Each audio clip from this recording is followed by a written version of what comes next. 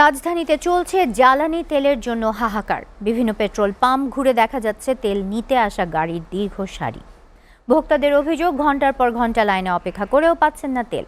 অন্যদিকে পাম্প মালিকরা বলছেন আগের তুলনায় সরবরাহ কমে গেছে, আবার চাহিদাও বেড়েছে কয়েক গুণ। তাই স্বাভাবিকভাবে জ্বালানি তেল সরবরাহ সম্ভব হচ্ছে না।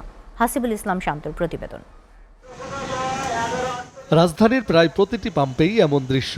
দীর্ঘ লাইনে তেলের জন্য অপেক্ষায় মোটরসাইকেল, প্রাইভেট কার, মাইক্রোবাস সহ নানা ধরনের যানবাহন। তেল পাওয়ার অনিশ্চয়তায় বেড়েছে হাহাকার। সেখানে অর্ধেক দিচ্ছে, তো এই বিষয়টা এখন পাম্প কর্তৃপক্ষ কিভাবে আমাদেরকে দিবে সেটা আসলে জানা দরকার। যেহেতু তেল সংকটের কারণে আমাদের এই সমস্যা হচ্ছে, এটা যেন সরকার অতি তাড়াতাড়ি পদক্ষেপ নেয়, এটা আমরা সরকারের কাছে আবেদন জানাই। গ্রাহকদের অভিযোগ, চাহিদা মতো তেল দিচ্ছে না পাম্পগুলো, তাই প্রতিদিনই কষ্ট করে দাঁড়াতে হচ্ছে লাইনে। সকাল থেকে 8টা 7টা, তারপর 9টা থেকে অনেকে বসা, 8টা 10 থেকে এখন পর্যন্ত ওয়েট করতেছে। এই কেবল পাইলাম তাও 30 লিটার। অন্যদিকে পাম্প কর্তৃপক্ষ জানায়, আগে যেখানে প্রতিদিন প্রায় 54,000 লিটার তেল সরবরাহের জন্য পেতেন, এখন তা কমে দাঁড়িয়েছে মাত্র 18,000 লিটারে। তাই কাটছে না সংকট। এখন তারা বলতেছে তাদের সাপ্লাই কম, রেশনিং সিস্টেম চালু করছে তারা। এটা যতদিন পর্যন্ত এই সমস্যাটা না যাবে অতদিন ভালো আমাদের এইভাবেই দিবে।